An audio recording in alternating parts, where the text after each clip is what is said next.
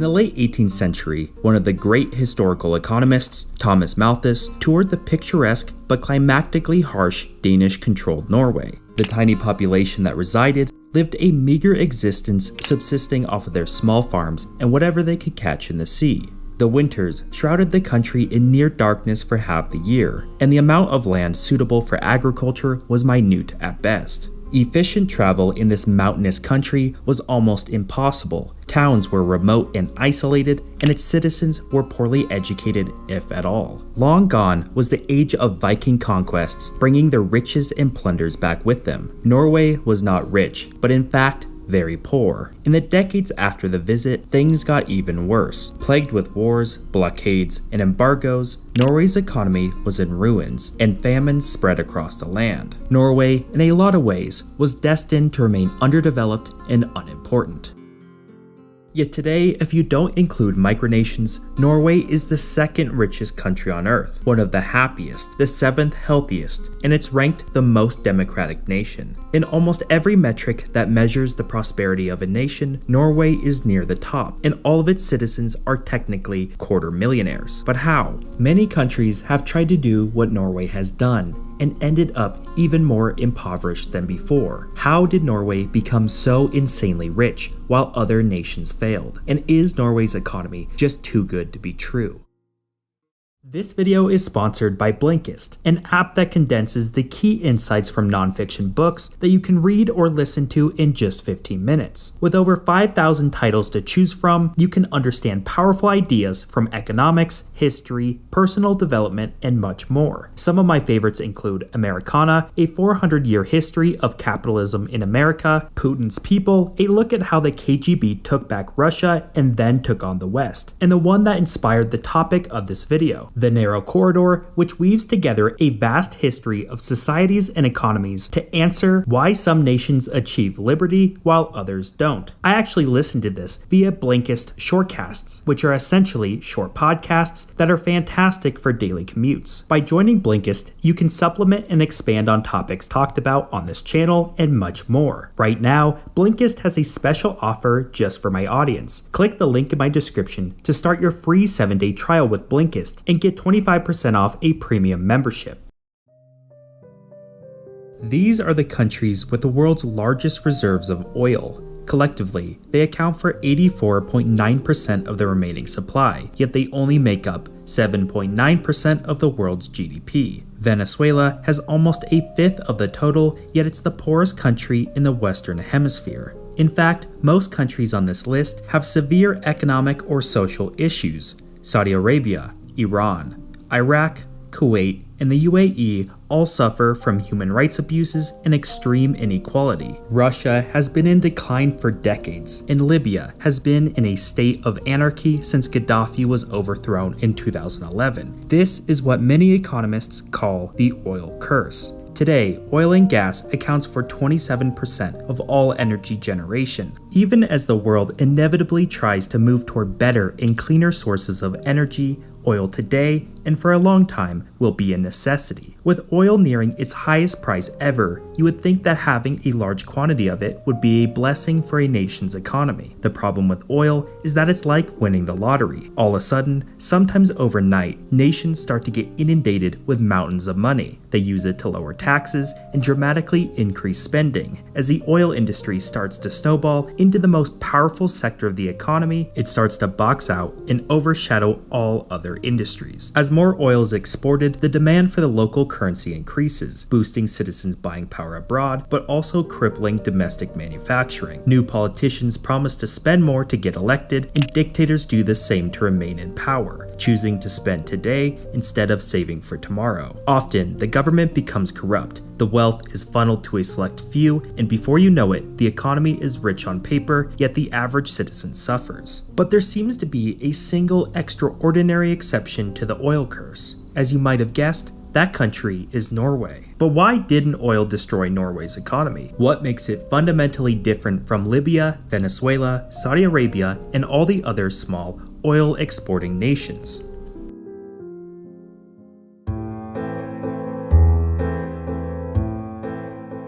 About 100 years after Malthus's visit, Norway had just gained its independence when it separated from Sweden.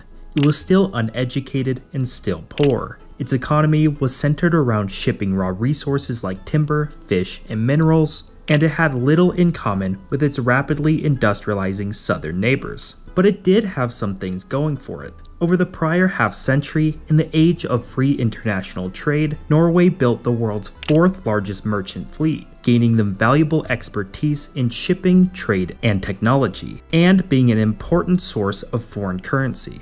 Norway had also coalesced a strong parliamentary system during its struggles for independence, and with it arose universal suffrage, workers' rights, and strong social reforms. Its wide distribution of political power and checks and balances served as a strong backbone to future prosperity. Their geography, while harsh, also enabled immense amounts of cheap hydroelectricity, laying the seeds for industrialization. However, almost 75% of all hydropower was owned by foreign companies. The new government saw this as a risk and believed the resources of Norway should be owned by and for Norwegians. A bill was passed limiting such foreign ownership and putting constraints on any attempts at monopolization. This experience in controlling natural resources would prove incredibly important later in the story. But all of this coincided with the introduction of new technologies, which significantly reduced the burden of transportation. Railways, roads, and new methods of transmitting communication greatly narrowed Norway's inherent disadvantage against its European neighbors.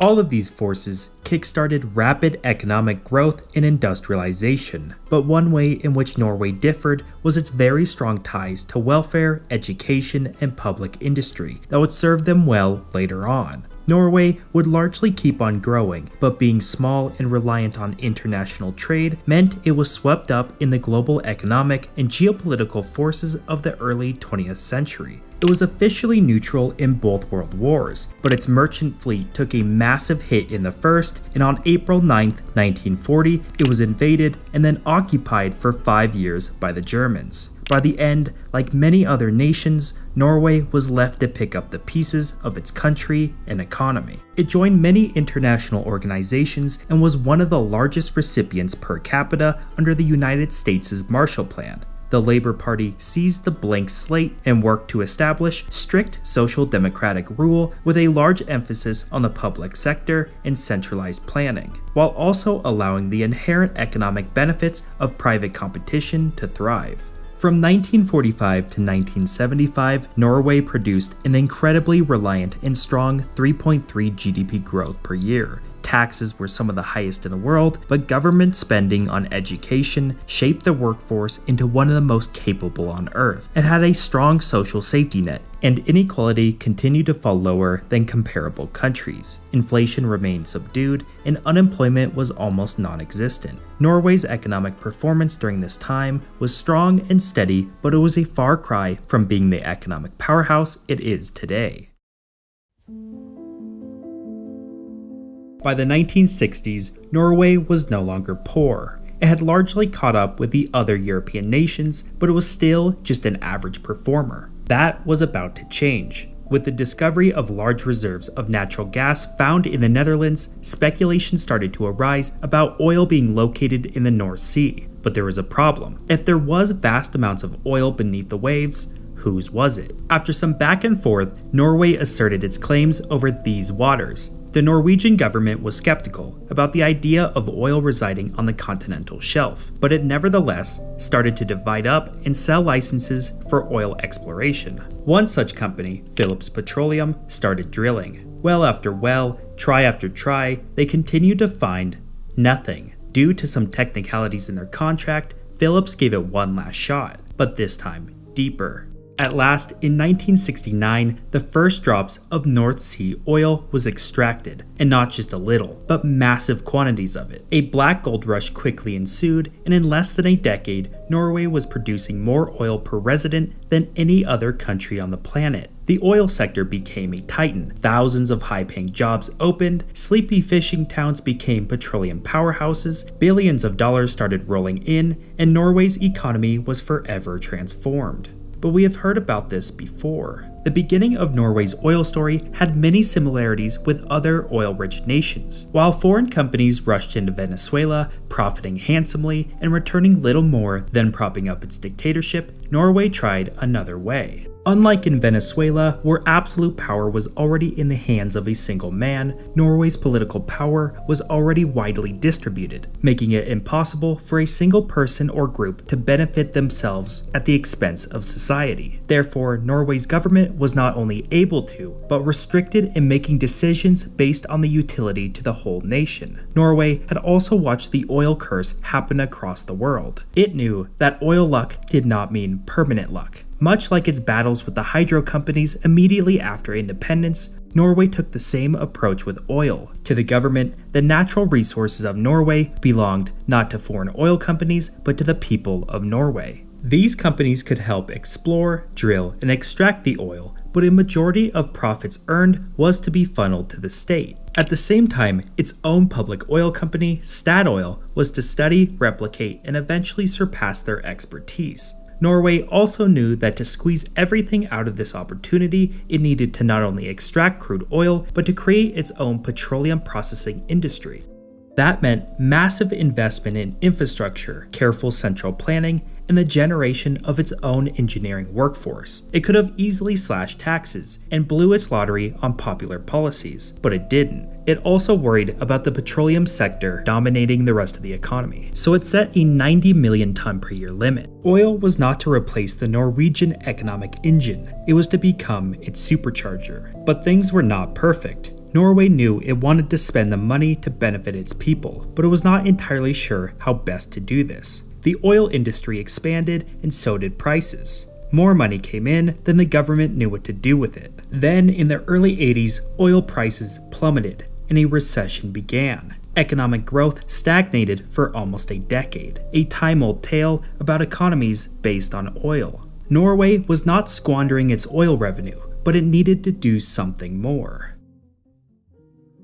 When your economy is at the mercy of a single commodity price, the solution is to diversify investment. This is exactly what Norway did when it created its government pension fund in 1990. Other governments tried this, but their political climates enabled them to become personal piggy banks to whomever was in charge, voiding them of their initial intended purpose, to save for when oil no longer showers the economy in money. Norway's sovereign wealth fund was different, and the government structured it in such a way as to not become corrupted. The government can only spend the profit it expects to generate. That means that new politicians cannot run on the promise of spending more today at the expense of tomorrow. And it also follows strict investing rules. It cannot invest in oil companies, nor companies that follow unethical practices. And maybe most importantly, it cannot invest in Norwegian companies. This might seem strange at first, but the purpose of the fund is to diversify risk. If the Norwegian economy was to hit a steep recession, the fund wouldn't, because it's not invested in Norwegian companies, and therefore it provides a safety net to short-term domestic shocks. Today, the fund has become the largest such in the world, owning 1.5% of all public companies in the world. At its peak, it was valued at $1.35 trillion, enough for every Norwegian to be handed $250,000. And this amount is expected to keep on growing. While other Scandinavian countries have had to reduce their social spending, Norway is using the interest of its oil revenue to provide healthcare, education, and a safety net to families hit by hard times. Norway still has some of the highest taxes in the world, but its people never have to worry about paying medical bills that they can't afford. Norway has managed to get lucky, but it maneuvered carefully and set itself up for the foreseeable future. Oil is a massive part of the Norwegian economy. It provides high-paying jobs, but it still maintains many other productive industries. If oil went away tomorrow, Norway would hurt, but it would still manage to be one of the wealthiest nations on Earth. Does this mean it has the perfect economy, or one that other nations should seek to replicate? The answer is no. Norway has been given an incredibly fortunate situation. Not every country has trillions of dollars of oil sitting off its coasts, but its reliance on the public sector has reduced competition and potentially growth, and its cost of living is among the highest in the world. Norway's economy is not perfect for the world, it's perfect for Norway. But what about all the other oil-rich nations? Unfortunately, it appears strong democracy needs to have already been established before being blessed with oil. Otherwise, politicians and strongmen jockey for power, seeking short-term gains at the expense of the future. Not only that, but established productive industries must already be in place, along with strong educational institutions to fully utilize the oil revenue's potential. For a more in-depth look at how oil can destroy nations, check out my video on how Venezuela went from being the 4th richest nation on Earth to one of the poorest.